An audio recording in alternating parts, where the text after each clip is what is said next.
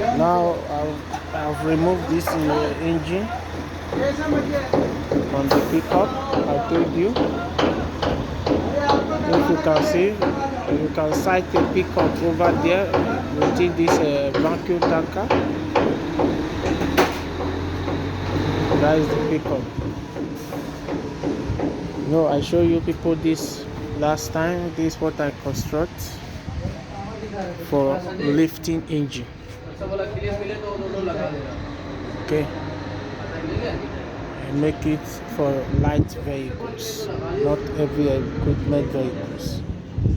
This one. And now we use it to remove this engine.